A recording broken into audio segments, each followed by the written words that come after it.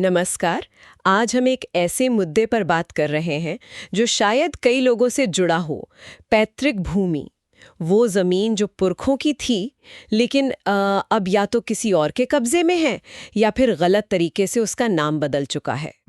तो सवाल ये है कि क्या ऐसी खोई हुई जमीन को वापस पाया जा सकता है? जी, हमारे पास जो जानकारी है उसमें जमीन का पता लगाने के तरीकों पर कुछ लेख हैं और साथ ही सुप्रीम कोर्ट के कुछ बहुत ही अहम फैसले भी हैं जो जमीन पर अधिकार की बात करते हैं।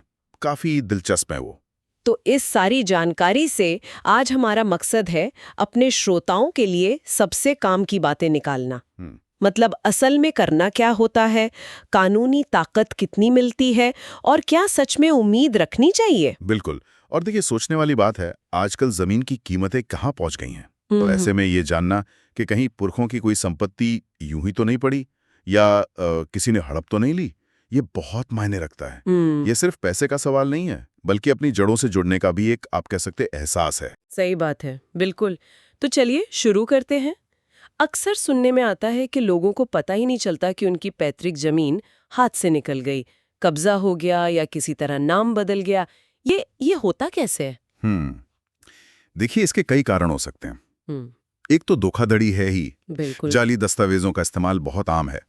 फिर कभी-कभी ऐसा भी होता है कि दादा या परदादा ने सच में जमीन बेच दी थी, लेकिन हम्म। परिवार में आगे किसी को बताया नहीं। अच्छा, हाँ, ये भी मुमकिन है। और सच कहूं तो ये पुरानी बातें खोद निकालने में जो वक्त और मेहनत लगती है ना, वो भी बहुत लोगों को रोक देती है। काफी भागदौड़ है इसमें। और अब तो जैसे जैसे जमीन इतनी महंगी हो रही है, अपनी इस विरासत के बारे में जानना और उसे अगर गलत तरीके से गई है तो वापस पाने की कोशिश करना शायद पहले से ज्यादा जरूरी हो गया है। निश्चित रूप से।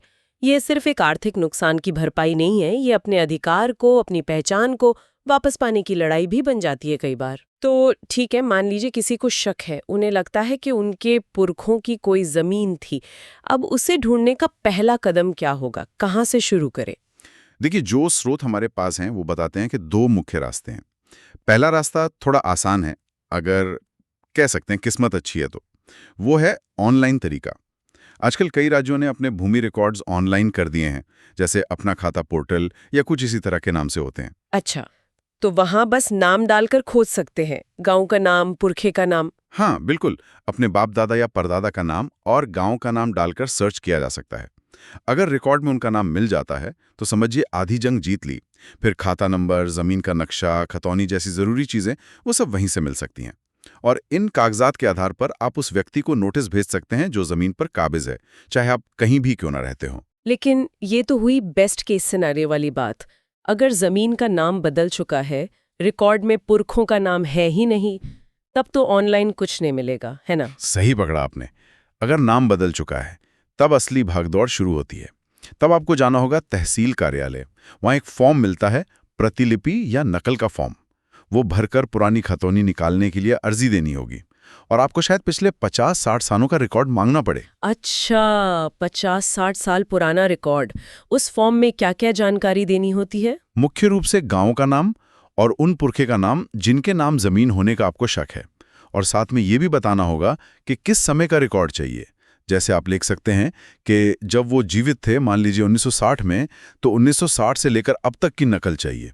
और हाँ, एक सिजरा मतलब परिवार का वंश वृक्ष, वो बनवा लेना भी बहुत फायदेमंद रहता है। उससे पीढ़ी दर पीढ़ी हक साबित करने में आसानी होती है।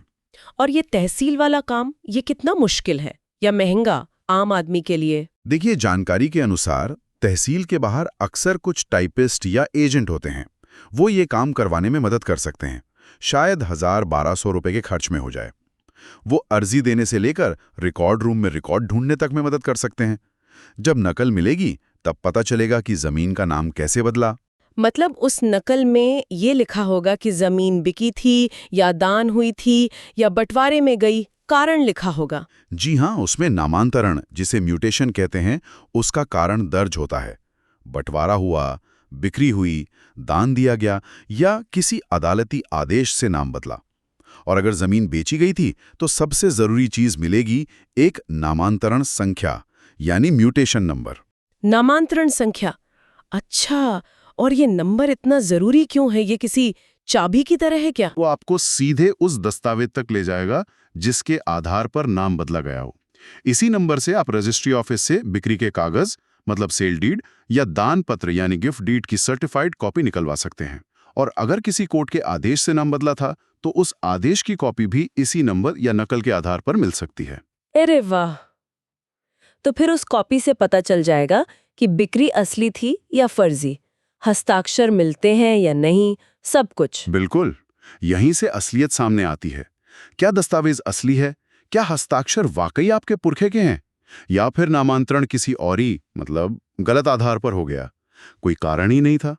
ठीक है, तो मान लीजिए जानकारी मिल गई, पता चल गया कि रजिस्ट्री फर्जी है या नामांतरण बिना किसी ठोस कानूनी वजह के हुआ है। अब क्या करें? मतलब हथियार तो मिल गया, अब चलाएं कैसे? अगर रजिस्ट्री फर्जी पाई जाती है तो पहला कदम है उस व्यक्ति को एक लीगल नोटिस भेजना जिसने जमीन पर कब्जा किया हुआ है। नोटिस में जमीन खाली करने को कहा जाता है और साथ ही आप धोखाधड़ी के लिए कानूनी कार्रवाई शुरू कर सकते हैं। और अगर नामांतरण ही गलत हुआ हो, जैसे आपने कहा कोई सरकारी प्रक्रिया में गलती से नाम चढ़ गया? हाँ, अगर नामांतरण बिना किसी वैध दस्तावेज के हुआ है या किसी सरकारी प्रक्रिया जैसे चकबंदी या सेटलमेंट में हुई गलती से नाम चढ़ गया है, तो आप रिकॉर्ड दुरुस्त करवाने के लिए उप जिलाधिकारी यानी एसडीएम के पास आवेदन दे सकते हैं। एसडीएम के पास राजस्व रिकॉर्ड को सही करने का अधिकार होता है। लेकिन अगर मामला ज्यादा पेचीदा है या मालिकाना हक का गंभीर विवाद है, तो फिर सिविल कोर्ट जाना ही पड़ता है। और अगर कब्जेदार, मान लीजिए एसडीएम ने आदेश भी दे दिया, फिर भी वो जमीन न छोड़े, तब आखिरी रास्ता सिविल कोर्ट ही बचता है। आपको अपने जिले की सिविल कोर्ट में एक मुकदमा दायर करना होगा। इसमें सारे सबूत, पुरानी खतौनी, सिजरा, वो फर्जी रजिस्ट्री या गलत नामांतरण का सबूत सब पेश करने होंगे और कोर्ट से फिर मालिकाना हक और कब्जा वापस दिलाने का आदेश मांगना होगा। ये तो हुई पूरी प्रक्रिया, काफी लंबी लग रही है। लेकिन कोर्ट में ये साबित करना कि जमीन आपकी ही है और गलत तरीके से ली गई है, ये कितना मुश्किल है? क्या सबूत चाहिए होते हैं इसके लिए? ये आप कह सकते हैं सबसे अहम हिस्सा है पूरी लड़ाई का। दो बातें साबित करनी होती हैं। पहली कि ये जमीन वाकई पैतृक थी और दूसरी कि आप उसके सही हकदार हैं। इसके लिए पुराने जमीनी रिकॉर्ड्स बहुत काम आते हैं, जैसे पट्टा, जमाबंदी, अगर कोई वसीयत है या परिवार में हुए बंटवारे के कागजात हैं, और जैसा मैंने कहा सिजरा यानी पारिवारिक वंशावली, ये सब दस्तावेज अहम हैं। और पैतृक संपत्ति का कानूनी मतलब क्या है? मतलब क्या हर पुरानी जमीन पैतृक होती है? नहीं, ये बहुत अच्छा सवाल है। देखिए, हिंदू कानून के मुताबिक पैतृक संपत्ति वो है जो पुरुषों की सीधी लाइन में, मतलब परदादा से दादा, दादा से पिता, पिता से बेटे तक 4 पीढ़ियों तक बिना बंटे विरासत में मिलती है। और सबसे जरूरी बात, वो अविभाजित अनडिवाइडेड होनी चाहिए उस समय तक। अगर उसका बंटवारा हो चुका है तो हर हिस्सेदार को जो जमीन मिली वो उसकी अपनी कमाई हुई, यानी स्व अर्जित, सेल्फ अक्वायर्ड मानी जाती है। हाँ, आदिवासी समुदायों के लिए उनके अपने प्रथागत कानून हो सकते हैं जो पैतृक भूमि को शायद थोड़ा अलग तरह से देखते हों। अच्छा, और दूसरी बात ये साबित करनी होगी कि कब्जा अवैध है। जी हाँ, ये दिखाना होगा कि जमीन हाथ से कैसे गई, क्या धोखाधड़ी हुई, जबरदस्ती छीनी गई या बिना सही मुआवजे के सरकारी अधिग्रहण हुआ, या सिर्फ किसी ने आकर कब्जा कर लिया, मतलब अतिक्रमण। इसके लिए फिर वही राजस्व रिकॉर्ड, फर्जी सेल डीड या फिर गवाहों के बयान, ये सब सबूत के तौर पर पेश किए जा सकते हैं। अब आते हैं कानूनी आधार पर। ठीक। हमारे पास जो जानकारी है उसमें कुछ सुप्रीम कोर्ट के फैसलों का जिक्र है। क्या ये फैसले वाकई जमीन वापस पाने में मददगार हैं या ये सिर्फ वकीलों के समझने की चीजें हैं? नहीं, ये फैसले सिर्फ वकीलों के लिए नहीं हैं। ये जमीन से जुड़े अधिकारों की बुनियाद हैं। ये बिल्कुल आम आदमी के काम के हैं। ये फैसले स्पष्ट करते हैं कि कानून क्या कहता है और लोगों को अपने दावे करने का आधार देते हैं। अब सारे केस एक एक करके देखने के बजाय हम शायद कुछ बड़ी थीम्स पर बात कर सकते हैं जो इन फैसलों से निकल कर आती हैं। क्या कहते हैं? हाँ, ये बेहतर रहेगा। कौन से बड़े बदलाव या सिद्धांत इन फैसलों ने स्थापित किए हैं, बताइए। देखिए, पहला बड़ा थीम जो मुझे नजर आता है वो है समानता और समावेश का, इक्वालिटी और इंक्लूजन का। यहाँ 2 केस बहुत अहम है। एक तो है विनीता शर्मा बनाम राकेश शर्मा का केस 2020 का। इसने एकदम साफ कर दिया कि हिंदू परिवारों में बेटियों का भी पैतृक संपत्ति पर बेटों के बराबर जन्म से अधिकार है, मतलब कोपासनरी राइट। और ये तब भी है भले ही उनके पिता की मृत्यु 2005 के कानून संशोधन से पहले हो गई हो। ये बहुत बड़ा कदम था। हाँ, ये तो बहुत सुना था इसके बारे में। और दूसरा इसी तरह का महत्वपूर्ण केस है कमला नेती बनाम विशेष भूमि अधिकरण अधिकारी, हम्म 2023। हम्म इसने कहा कि आदिवासी महिलाओं को भी उनकी पैतृक संपत्ति में पुरुषों के बराबर हक है, हम्म जब तक कि कोई ऐसी स्पष्ट और मान्य प्रथा या कस्टम ना हो जो उन्हें इस अधिकार से वंचित करती हो। हम्म बल्कि कोर्ट ने तो सरकार से यह भी कहा कि हिंदू उत्तराधिकार कानून में संशोधन करके हम्म आदिवासी महिलाओं को स्पष्ट रूप से शामिल किया जाए। अच्छा, तो इसका मतलब ये हुआ कि कानून अब बेटियों और आदिवासी महिलाओं को पैतृक संपत्ति में उनका जो जायज हक है वो दिलाने की दिशा में काफी आगे बढ़ा है और पुरानी गलतियों को, पुराने बंटवारों को चुनौती दी जा सकती है। बिल्कुल। अगर किसी बेटी या आदिवासी महिला की सहमति के बिना उनकी संपत्ति बेच दी गई थी या बंटवारा हो गया था, तो ये फैसले उन्हें उसे चुनौती देने का एक मजबूत आधार दे देते हैं। ये असल में लैंगिक और सामाजिक न्याय की दिशा में बड़े कदम हैं। ये तो बहुत अच्छी बात है। और दूसरा बड़ा थीम क्या निकल कर आता है? दूसरा अहम थीम है पैतृक बनाम स्व अर्जित संपत्ति का फर्क, ancestral versus self acquired distinction.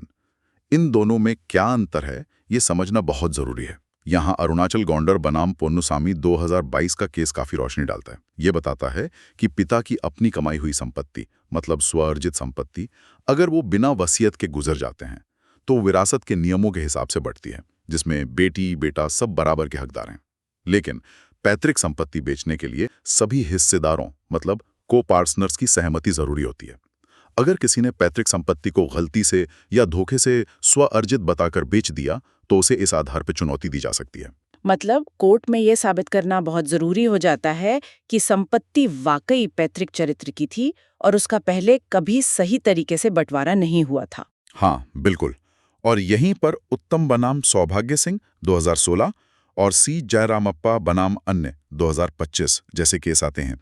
ये कहते हैं कि अगर पैतृक संपत्ति का सही तरीके से बंटवारा हो गया है, एक पार्टीशन डीड बन गई है, तो हर हिस्सेदार को जो हिस्सा मिला वो उसकी स्वअर्जित संपत्ति बन जाता है। फिर अगली पीढ़ी उस पर सीधा सहदायित्विक अधिकार यानी को पार्सनरी राइट का दावा नहीं कर सकती। हाँ, अगर ये साबित कर दें कि बंटवारे के बाद मिली संपत्ति भी असल में संयुक्त परिवार के पैसे से ही बनी थी या बंटवारा ही फर्जी था, तो बात अलग है। सबूत का भार दावेदार पर होता है। समझ गई। यानी अगर जमीन हाथ से निकल गई है तो सबसे पहले ये पता लगाना होगा कि वो पैतृक थी या स्वअर्जित, और क्या उसका कभी सही बंटवारा हुआ था। ये दो सवाल सबसे अहम है। बिल्कुल सही। ये दो सवाल आपके केस की पूरी दिशा तय कर देते हैं। एक और बात यहाँ जोड़ना चाहूंगा, वन अधिकार अधिनियम 2006 भी बहुत महत्वपूर्ण है। ये कानून आदिवासी और दूसरे पारंपरिक वन निवासियों को उनकी उन वन भूमियों पर अधिकार का दावा करने का मौका देता है जिन पर वो पीढ़ियों से रहते आए हैं और जिन्हें शायद पहले छीन लिया गया था। सुप्रीम कोर्ट ने भी इन दावों के निष्पक्ष सत्यापन पर बहुत जोर दिया है। तो कुल मिला के देखें, कानून ने रास्ते तो बनाए हैं, खासकर उन लोगों के लिए जिन्हें शायद पहले उतना हक नहीं मिलता था, जैसे बेटियां या आदिवासी महिलाएं। लेकिन ये रास्ते आसान नहीं लगते, काफी पेचीदा हैं। रास्ते हैं और इन फैसलों ने उन्हें और साफ और मजबूत किया है। लेकिन हाँ, प्रक्रिया लंबी और जटिल हो सकती है, इसमें कोई शक नहीं। धैर्य रखना पड़ता है। तो इस पूरी बातचीत का सार क्या निकलता है? अगर किसी को लगता है कि उनकी पैतृक जमीन गलत तरीके से उनके हाथ से निकल गई है, तो क्या उम्मीद रखनी चाहिए? उन्हें क्या करना चाहिए? देखिए, मुख्य बातें अगर मैं समेटूं तो ये हैं। पहला, खोई हुई जमीन का पता लगाने के तरीके मौजूद हैं, ऑनलाइन भी और तहसील के जरिए भी। थोड़ी मेहनत करनी होगी। दूसरा, कानूनी लड़ाई के लिए सबूत जुटाना सबसे ज्यादा जरूरी है। ये साबित करना कि जमीन पैतृक थी और अवैध तरीके से कब्जा हुआ या नाम बदला गया। और तीसरा, सुप्रीम कोर्ट के हाल के फैसलों ने खासकर बेटियों और आदिवासी महिलाओं के अधिकारों को बहुत मजबूती दी है और संपत्ति के चरित्र पैतृक बनाम स्वअर्जित को स्पष्ट किया है। तो निचोड़ ये हुआ कि नाउम्मीद होने की जरूरत नहीं है। रास्ता मुश्किल जरूर है, लंबा चल सकता है, इसमें वक्त, पैसा और हिम्मत शायद तीनों लगेंगे, लेकिन अगर जानकारी सही हो और इरादा पक्का हो तो अपनी जमीन वापस पाने की कोशिश की जा सकती है। एक उम्मीद तो है। रहने वाले कम साधन वाले लोगों के लिए उतनी ही सुलभ है? क्या उनकी पहुंच इन तक है? क्या वो इन जटिल प्रक्रियाओं का फायदा उठा पाते हैं? ये अपने आप में एक बहुत बड़ी चुनौती है हमारे सिस्टम के सामने। ये वाकई बहुत अहम सवाल है, सोचने वाली बात है। और यहीं से शायद एक आखिरी सवाल मन में आता है भविष्य के लिए। हम ऐसा क्या कर सकते हैं कि जमीन के रिकॉर्ड्स और मालिकाना हक का जो हस्तांतरण है वो ज्यादा पारदर्शी हो, सुरक्षित हो और आसान हो, ताकि इस तरह के झगड़े कम हो, लोगों को अपनी जमीन खोने का डर कम सताए? क्या टेक्नोलॉजी जैसे ब्लॉकचेन या बेहतर डिजिटल रिकॉर्ड्स इसमें कोई बड़ी भूमिका निभा सकती है? इस पर विचार करना बहुत जरूरी है।